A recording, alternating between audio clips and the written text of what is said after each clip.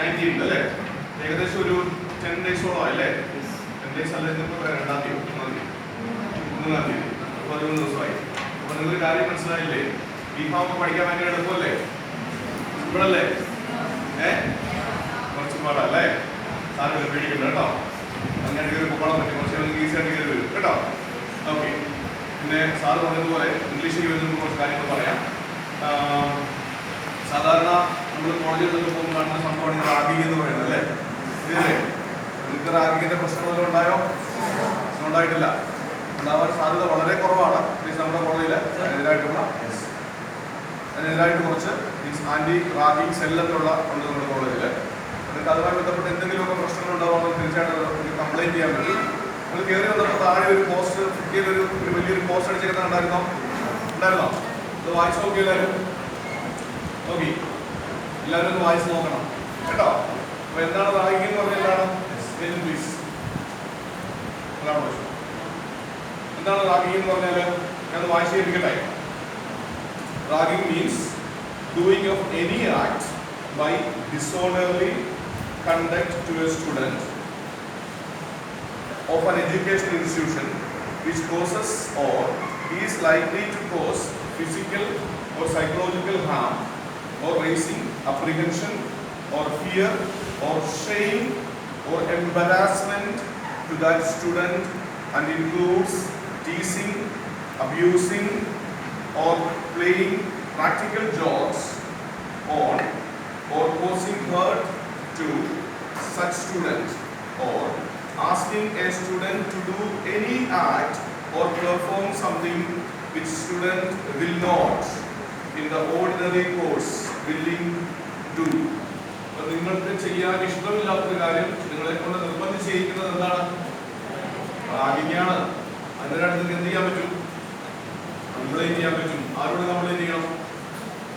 ഇവിടുത്തെ ragging anti ragging സെല്ലിന്റെ അതിന്റെ ക്യാപ്റ്റൻ എന്ന് പറയുന്നത് പ്രിൻസിപ്പലാണ്. നിങ്ങൾക്ക് പ്രിൻസിപ്പലിനോട് അത് കംപ്ലൈന്റ് ചെയ്യാൻ പറ്റും കേട്ടോ. അപ്പം അതായത് നിങ്ങളുടെ ഫിസിക്കലായിട്ടുള്ള ബോഡി ഷേമിങ് പോലത്തെ കാര്യങ്ങൾ, നീ എന്താണ് ഇങ്ങനെ ബോഡി ഷേമിങ് പാടില്ല. അതുപോലെ എന്താ പറയുക, സെക്ഷുവലി ആയിട്ടുള്ള ഹരാസ്മെന്റ്, മെന്റലി പീഡിപ്പിക്കാൻ പാടില്ല. അങ്ങനെയുള്ള ബുദ്ധിമുട്ടുകൾ വരുമ്പോൾ നിങ്ങൾക്ക് തീർച്ചയായിട്ടും അത് കംപ്ലൈന്റ് ചെയ്യാനുള്ള റൈറ്റ് ഉണ്ട്. നിങ്ങളത് നിർവഹിക്കണം. തീർച്ചയായിട്ടും മറുപടി ഉണ്ടായിരിക്കും. പരാതി കൊടുത്ത് 7 ദിവസത്തിനുള്ളിൽ പ്രിൻസിപ്പൽ അതിൽ ഒരു തീരുമാനമെടുക്കും. കുറ്റക്കാരനെ കണ്ടെത്തി കഴിഞ്ഞാൽ ആ റാഗിങ് ചെയ്യുന്ന ആൾക്ക് പിന്നീട് 3 വർഷത്തേക്കിന് ഒരു കോളേജിലും പോയി ഒരു കോഴ്സും ചെയ്യാൻ പറ്റത്തില്ല. തന്നെയല്ല 2 വർഷം തടവും 10,000 രൂപ പിഴയും കിട്ടാവുന്ന കുറ്റമാണ് റാഗിങ് എന്ന് പറയുന്നത്. നമ്മുടെ കേരള ഗവൺമെന്റ് 1998 ആണ് റാഗിങ്ങിനെതിരായിട്ടൊരു നിയമം ആദ്യമായിട്ട് ഉണ്ടാക്കുന്നത്. ആന്റി റാഗിങ് പ്രൊഹിബിഷൻ ആക്ട് എന്നുള്ള ആക്ട് തന്നെ ഉണ്ടാക്കിയെടുക്കുന്നത്. അപ്പം അതിന് മുമ്പ് 97 തമിഴ്നാട്ടിലൊരു കോളേജിൽ ഒരു കുട്ടി റാഗിങ് മരിച്ചു. അപ്പം അതിനുശേഷമാണ് 98 കേരള ഗവൺമെന്റ് ഇങ്ങനൊരു നിയമം ഉണ്ടാക്കിയെടുക്കുന്നത്. അതിനുശേഷം 2009-ലും 2019-ലൊക്കെ നിയമങ്ങൾ വന്നിട്ടുണ്ട്. സുപ്രീം കോടതി ഇതിനെതിരായിട്ട് നിയമങ്ങൾ ഇറക്കിയിട്ടുണ്ട്. എന്നാലും നമ്മുടെ കുട്ടികൾ ഇതൊന്നും പറഞ്ഞാലും പലപ്പോഴും എന്ത് ചെയ്തില്ല, ഇതൊന്നും കേൾക്കത്തില്ല. എന്തുകൊണ്ടാണ് കേൾക്കാൻ പറ്റാതെ പോകുന്നത്? എൻ്റെ ഒരു എക്സ്പീരിയൻസ് ഞാൻ പറയാം. കൂടുതലായിട്ട് സംഭവിച്ചേക്കുന്നത് ഈ കൂട്ടുകെട്ടിലൂടെ വരുന്നൊരു പ്രശ്നമാണ്. കൂട്ടുകെട്ട് എന്ന് പറയുന്നത് ശരിക്കും ഒരു ലഹരിയാണ്. അപ്പം നല്ല കൂട്ടുകാർ നമുക്ക് ഉണ്ടാകുന്നത് എപ്പോഴും നല്ലതാണ്. നിങ്ങളുടെ ലക്ഷ്യത്തിലേക്ക് നിങ്ങളെ എത്തിക്കാൻ സഹായിക്കുന്ന, നിങ്ങളെ മോട്ടിവേറ്റ് ചെയ്യുന്ന, നിങ്ങളുടെ നല്ല ഗുണങ്ങൾ കണ്ടെത്തി തരുന്ന നല്ല കൂട്ടുകാരെ കണ്ടുപിടിക്കണം. മനസ്സിലാകുന്നുണ്ടോ? കൂട്ടുകൂടുമ്പോൾ വളരെ ശ്രദ്ധിക്കണം. നമ്മളവർക്ക് കൂട്ടുകാരൊക്കെ നമ്മളോട് എന്നും കാണാൻ സാധ്യത വളരെ കുറവാണ്. ഒരു ദിവസം 3 കൂട്ടുകാർ ഇങ്ങനെ നടന്നു പോകുമായിരുന്നു. കൂട്ടുകാരെന്ന് വെച്ചാൽ ഭയങ്കര കൂട്ടാണ്. ആദ്യം ഭയങ്കര കൂട്ടാണ്. ഊണിലും ഉറക്കത്തിലും എല്ലാം ഭയങ്കര കൂട്ടാണ്. ഒരാൾക്ക് വേണ്ടി അടുത്ത ആൾ മരിക്കാൻ വരെ റെഡിയാണ്. അതൊക്കെ ചങ്കാണ്. അപ്പൊ പെട്ടെന്ന് ഒരാൾ കുഴഞ്ഞത് ആളോട് വീണു. ഉടനെ എടുത്തോണ്ട് ഹോസ്പിറ്റലിൽ കൊണ്ടുപോയി കഴിഞ്ഞപ്പോഴത്തേക്കും ചെക്ക് ചെയ്തപ്പോൾ മനസ്സിലായത് ഒരു കിഡ്നി ഫെയിലായി പോയതാണ്. കിഡ്നി ഫെയിലായിപ്പോയി. അത് 2 കിഡ്നി ഫെയിലായിപ്പോയി ആണ് വിഷയം. അപ്പം പെട്ടെന്ന് ചെക്ക് ചെയ്തു. ഡോക്ടർമാർ പറഞ്ഞു കിഡ്നി മാറ്റി വെക്കണം, കിഡ്നി പറഞ്ഞ ട്രാൻസ്പ്ലാന്റ് ചെയ്യണം, അല്ലെങ്കിൽ പ്രശ്നമാകുന്നു. അപ്പൊ ടെസ്റ്റ് ചെയ്തപ്പം ഈ കൂടെ വന്ന 2 കൂട്ടുകാരുടെ കിഡ്നിയും ഈ ഇവനെന്ത് ചെയ്യും ശരി. അപ്പൊ ഒരു കൂട്ടുകാരൻ പറഞ്ഞു അവൻ എന്റെ ചങ്കാണ്, എന്റെ വളരെ അടുത്ത് ക്ലോസ് ഫ്രണ്ടാണ്, എന്റെ കിഡ്നി എടുത്ത് വാങ്ങുന്നത്. അതിന് അടുത്തവൻ പറഞ്ഞു അതല്ല, എനിക്ക് അവനോട് കൂടുതൽ കമ്പനി എന്റെ കിഡ്നി എടുത്ത് വാങ്ങുന്നത്. അപ്പോൾ അങ്ങനെ ഇവർ തമ്മിൽ ഭയങ്കര മത്സരമായി. അപ്പോൾ ഡോക്ടർ പറഞ്ഞൊരു കാര്യം ചെയ്യുക, നിങ്ങൾ നേരെ നടന്ന് താഴെ ഈ ബിൽഡിങ്ങിന് താഴെ പോയി നിൽക്കുക, ഞാൻ മുകളിൽ നിന്ന് ഒരു അപ്പൂപ്പത്താടി ഇങ്ങനെ ഇട്ട് തരാം.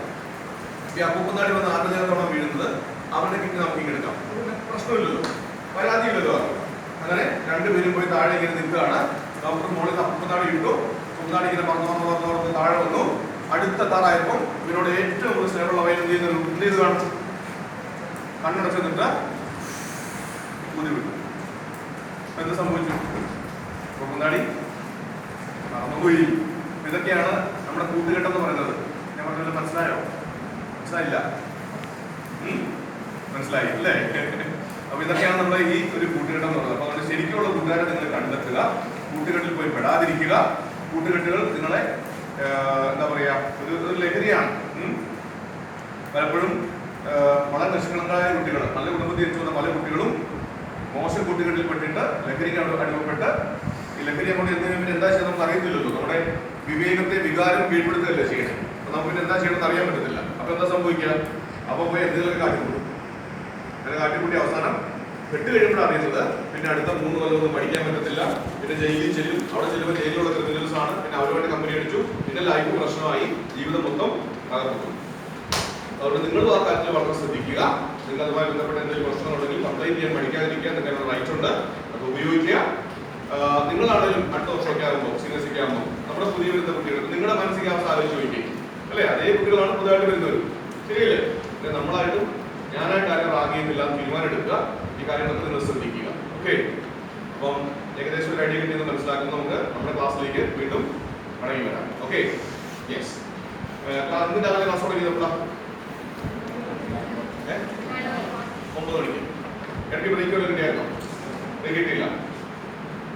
ഒരു കാര്യം ചെയ്യാം, ആക്ച്വലി ബ്രേക്ക് തരാനുള്ള ഒരു സമയം നമുക്കില്ലെങ്കിൽ അത്യാവശ്യം വാഷ്റൂമിലൊക്കെ കൊണ്ടുവരാൻ ഓടിപ്പോയിട്ട് 2 മിനിറ്റ് കൊണ്ട് വേഗം തിരിച്ചു വരണം. 2 minutes കേട്ടോ, പെട്ടെന്ന് പോകാം. ചെറിയ കുഞ്ഞു break. Having a class on communicating English for some time, and by taking this class, I'm sure you know better be able to realize the problems that you're facing in speaking English. You might have known that there are 4 skills in English language learning. Can you say which are the skills we need to acquire?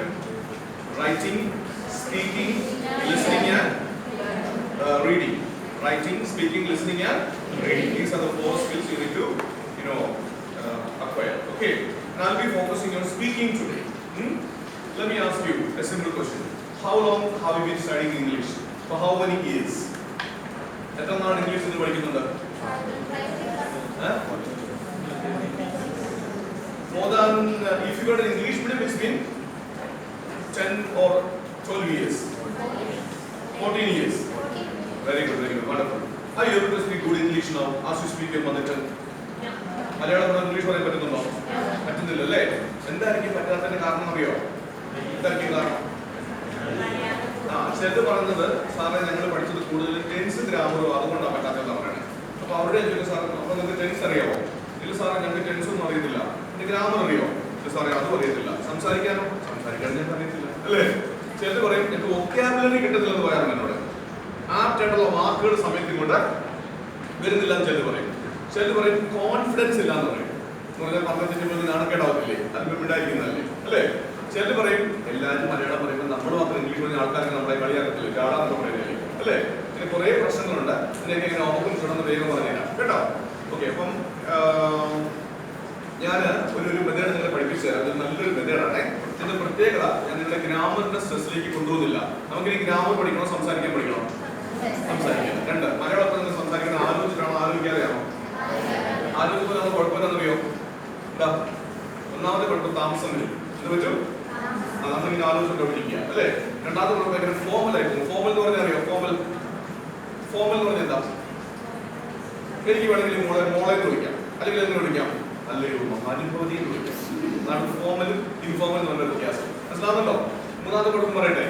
രാവിലെ നിങ്ങൾ വീട്ടിൽ നിന്ന് കൊണ്ട് വരികയാണ്, കോളേജിലേക്ക് വരികയാണ്, മോനോട് ചോദിക്കാം എവിടെ പഠിച്ച് മോൻ എവിടെ പോടാ? അത് നിങ്ങളിങ്ങനെ ആലോചിച്ചോണ്ടിരിക്കുക, ഞാനിപ്പോ എവിടെ പോവാ? അപ്പൊ അവരെന്ത് പറയും? പറയും ബീഫാമിന് കൂടുതലും ഒരു കുഴപ്പമില്ലാത്ത കൊച്ചായിരുന്നു അല്ലേ? അപ്പൊ മലയാളം നമ്മള് ആലോചിച്ച് പറഞ്ഞാൽ ആൾക്കാർ നമുക്ക് വട്ടാന്ന് പറയത്തില്ലേ? പറയത്തില്ലേ നമ്മളെ? ഇനി ഞാൻ കാര്യം ചോദിച്ചോട്ടെ, നിങ്ങൾക്ക് ഇംഗ്ലീഷ് എങ്ങനെ സംസാരിക്കണം? ആലോചിച്ചിട്ട് ആലോചിക്കാതെ ഉണ്ടോ? അതൊക്കെ ഞാൻ ആദ്യം ഇംഗ്ലീഷ് ഒക്കെ പറഞ്ഞപ്പോൾ നിങ്ങൾ ആലോചിച്ച് ഇരിക്കുമായിരുന്നു. സാർ അങ്ങനെ എന്നെ ചോദിച്ചാൽ ഞാൻ സിമ്പിൾ പെർസെന്റ് പറഞ്ഞോ അത് കണ്ടിന്യൂസ് അടിക്കണോ അല്ലേ? അപ്പം സ്പോണ്ടേനിയസ് ആയിട്ട് സംസാരിക്കണം. എങ്ങനെ സംസാരിക്കണം? നിങ്ങൾ നല്ല നല്ല കമ്പനിയുടെ ഇന്റർവ്യൂ അറ്റൻഡ് ചെയ്യേണ്ട പിള്ളേരല്ലേ അല്ലേ? അതുകൊണ്ട് നല്ല പഠനം ഇംഗ്ലീഷ് പറയാൻ പഠിക്കട്ടെ പറഞ്ഞുതരാം കേട്ടോ. ഇനി ഇംഗ്ലീഷ് സംസാരിക്കുന്ന ഒരുപാട് വാക്കുകൾ വേണം അല്ലേ? വേണമെന്നോ വേണ്ടെന്നോ? ഉറക്കെ പറ. കേട്ടില്ല എന്നൊക്കെ നമ്മളെ പറഞ്ഞാൽ പഠിച്ചു നോക്കേ. ഒരുപാട് വാക്കുകളൊന്നും വേണ്ട. പക്ഷെ മലയാളം അങ്ങനെയാണോ? ഞാൻ കുഞ്ഞിലോട്ട് പറയുന്നല്ലേ അല്ലേ? സംസാരിക്കുന്നു, ചിന്തിക്കുന്നു, എഴുതുന്നു, വായിക്കുന്നു, സ്വപ്നം കാണുന്ന പോലും ഏത് ഭാഷയില? അപ്പൊ 2 വയസ്സ് മുതൽ ഇന്ന് വരെ നിങ്ങൾ മലയാളം പറയാൻ ഏകദേശം എത്ര വാക്കുകൾ ഉപയോഗിച്ചിട്ടുണ്ടാവും? ചുമ്മാ ഗസ് ചെയ്തേ. ഇപ്പൊ എണ്ണാൻ പറ്റുമോ സാറേ അല്ലേ? എന്താണെങ്കിലും ഒരു 10 ലക്ഷം വാക്കുകൾക്ക് മുകളിൽ അല്ലേ? ആണെന്നോ അല്ലെന്നോ? അതെന്ത് ബോട്ടായിട്ട് നോക്കാൻ പറ. നല്ല മക്കളെ കൂടി വന്ന 500 വാക്കുകൾ. എത്ര വാക്കുകളേ ഉള്ളൂ? നിങ്ങളെങ്ങനെ സാധാരണ ഇന്നലെ പറഞ്ഞ വാക്കുകൾ തന്നെ എന്ത് പറയുകയാണോ ചെയ്യണേ? അതോ ഡെയിലി പുതിയ വാക്കുകൾ ഇങ്ങനെ കണ്ടുപിടിച്ചുകൊണ്ടിരിക്കുകയാണോ ചെയ്യണേ? ഒരു ഉദാഹരണം പറയട്ടെ. ഉദാഹരണമാണ് നമ്മുടെ ഒരു പ്രത്യേകതയല്ലേ, എല്ലാ ദിവസവും കുളിക്കുന്നവരാ അല്ലേ? എന്താ നിങ്ങൾ തലയാട്ടത്? എന്ത് വന്ന് കുളിക്കാന്ന് പറഞ്ഞെങ്കിൽ ബോറടിച്ചു. നമ്മളൊരു വെറൈറ്റി ആയിക്കോട്ടെ. എവിടെ പോടാ വെച്ചാൽ മോളോടെ പോടി ഞാനൊന്ന് സ്നാനം ചെയ്യാൻ പോവാണ് അങ്ങനെ പറയൂ. നിങ്ങൾ ഡെയിലി 2 പ്രാവശ്യം കുളിച്ചാലും ഒറ്റ വാക്ക് പറയും. എന്താണ്? കുളിക്കുക. അപ്പൊ വാക്കുകൾ എന്ത് ചെയ്യാ?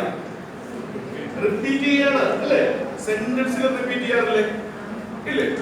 ഉദാഹരണം പറയാം. നിങ്ങൾ ക്ലാസ് കഴിഞ്ഞ് എപ്പോഴും നിങ്ങൾ ഇറങ്ങി നടന്ന് അവിടെ ഒരു ബസ് സ്റ്റോപ്പ് ഉണ്ടെന്ന് ഉണ്ടോ? ഉണ്ടെന്ന് നടന്നിരിക്കുക. പെട്ടെന്ന് നിങ്ങളുടെ അച്ഛനെ കാണാം. അതിനാടാ അച്ഛനെ കാണാം. നിങ്ങൾ പെട്ടെന്ന് ചോദിക്കും, അയ്യോ അച്ഛനെന്താ നിങ്ങളെന്ന് ചോദിക്കും അല്ലേ? ചോദിക്കില്ലേ? 2 ആഴ്ച കഴിഞ്ഞ് അച്ഛനെ കാണുമ്പോൾ നിങ്ങൾ ചോദിക്കോ പിതാവായി താങ്കൾ എവിടെയാണോ നിങ്ങൾ ചോദിക്കോ? ഇല്ല. അപ്പോൾ ഇത് തന്നെയല്ലേ ചോദിക്കുക. അപ്പൊ വാക്കുകൾ റിപ്പീറ്റ് ചെയ്യുന്നു, സെന്റൻസുകൾ റിപ്പീറ്റ് ചെയ്യുന്നുണ്ട് അല്ലേ? 2, 3, 4 വാക്കുകൾ ഒരുമിച്ച് പറയാറില്ലേ? പറഞ്ഞേ ഓടുക പ്ലസ് പോവുക. ഒരുമിച്ച് പറഞ്ഞേ ഓടിപ്പോവുക, ഓടുക വരിക, എടുക്കുക കഴിക്കുക, ഇരിക്കുക ഉറങ്ങുക, ഓടുക പോവുക വാങ്ങുക വരിക, ഓടുക പോവുക കാല കയ്യെ കഴുകുക വരിക. അപ്പൊ ഇതെല്ലാം ഒറ്റ വാക്കുകളല്ലേ? ഇങ്ങനെ നോക്കിയാൽ നമ്മൾ 500 വാക്കുകൾ പോലും ഉപയോഗിക്കുന്നുണ്ടോ മലയാളം പറയാൻ? ഉണ്ടോ മക്കളെ? ഉറക്കെ പറ. മലയാളം പറയാൻ 500 വാക്ക് മതിയെങ്കിൽ ഇംഗ്ലീഷ് പറയാൻ 500 കൂടുതൽ വാക്കുകൾ വേണം. വേണോ? നിങ്ങളുടെ പ്ലേറ്റ് 500 വാക്കുകൾ കാണും? ഇല്ല അല്ലേ? ഞാൻ ഇതിനെപ്പറ്റി ഏകദേശം 3 കൊല്ലം റിസർച്ച് ചെയ്താണ് കേട്ടോ. എനിക്ക് മനസ്സിലായത്, എന്റെ പഠനത്തിൽ മനസ്സിലായത് +2 കഴിയുമ്പോൾ തന്നെ നിങ്ങൾ അറിയാത്ത 2000 മക്കൾ കയറുമെന്നാണ് ഞാൻ പഠിച്ചത്. എനിക്ക് മനസ്സിലായിട്ടുണ്ട്. ഞാൻ ചോദിച്ചിട്ടുണ്ട് കുട്ടികളോട് കേട്ടോ. ഞാൻ നോക്കട്ടെ. ഞാൻ 2000 ചില കണ്ണിങ്ങനെ പളിച്ചു വരുന്നുണ്ട് അല്ലേ? സാറിന് നിങ്ങൾ അറിയത്തില്ല സാറേ. നോക്കട്ടെ, കുറച്ച് വാക്കുകൾ ചോദിക്കട്ടെ. ഞാൻ ചോദിക്കുന്ന വാക്കുകൾ അറിയാമെങ്കിൽ അവിടെ ഉറക്കെ പറയണം. അറിയത്തില്ല ഉണ്ടായിരുന്നു കേട്ടോ. പോവുക ഇംഗ്ലീഷ് പറഞ്ഞേ. ഉറക്കെ പറ. ഇല്ലാതെ പറ. വരിക, ഇരിക്കുക, നിൽക്കുക, എടുക്കുക, മനസ്സിലാക്കുക, കഴിക്കുക, കുടിക്കുക, ചവയ്ക്കുക, ചോദിക്കുക, പറയുക, ഓർമ്മിക്കുക. റിമെമ്പർ അല്ല റിമെമ്പർ പറഞ്ഞേ. മറന്നു പോവുക, ഓർമ്മിപ്പിക്കുക. നാളെ ബുക്ക് എടുക്കാനെന്ന് ഓർമ്മിക്കണേ എന്നൊക്കെ പറയാറില്ലേ? ഓർമ്മിപ്പിക്കുക. റിമൈൻഡ് ഓർമ്മിപ്പിക്കുക. എഴുതുക, എഴുതിയെടുക്കുക. റൈറ്റ് ഡൗൺ അല്ലെങ്കിൽ ടേക്ക് ഡൗൺ അല്ലെ? ഓൺ ചെയ്യുക. വേറെ ഓണല്ല, സ്വിച്ച് ഓൺ പറഞ്ഞേ. ഓൺ ദ ഫാൻ എന്ന് ചേർത്ത് എന്താ? ഫാൻ ഓൺ ചെയ്യാന്നാണോ? ഓൺ ദ ടേബിൾ എന്ന് പറഞ്ഞ എന്തുവാ? ടേബിളിന്റെ മുകളിൽ. അപ്പൊ ഓൺ ദ ഫാൻ എന്ന് പറഞ്ഞാൽ ഫാനിന്റെ മുകളിൽ കേട്ടോ. വേറെ ഓണല്ല, സ്വിച്ച് ഓൺ പറഞ്ഞേ. ഓഫ് ചെയ്യുക, ഓടുക, സഹായിക്കുക, കാത്തു നിൽക്കുക, പ്രാർത്ഥിക്കുക. സ്പ്രേ അല്ല പ്രേ. കൊണ്ടുവരിക അല്ലേ? ഉയർത്തുക ലിഫ്റ്റ് അല്ലേ മക്കളെ? നിങ്ങൾ ബസ്സിലൊക്കെ പോകുമ്പോൾ സൈഡിൽ ഇങ്ങനെ ഷട്ടർ കണ്ടിട്ടില്ലേ? ഷട്ടർ നോക്കി വെക്കാന്ന് പറഞ്ഞേ. ലിഫ്റ്റ് അപ്പ് ദി ഷട്ടർ പറഞ്ഞേ. പറഞ്ഞേ ഷട്ടർ താത്തുക. ഓക്കെ. ലിഫ്റ്റ് ഡൗൺ എന്നൊരു വാക്ക് ഇംഗ്ലീഷ് ഇതുവരെ കണ്ടുപിടിച്ചിട്ടില്ല. അത് നമ്മുടെ ഈ കോളേജിലെ ഫസ്റ്റ് പിള്ളേരുടെ കണ്ടുപിടുത്തോ? അത് ലിഫ്റ്റ് ഡൗൺ. അങ്ങനെ ചെയ്യാൻ പറ്റും?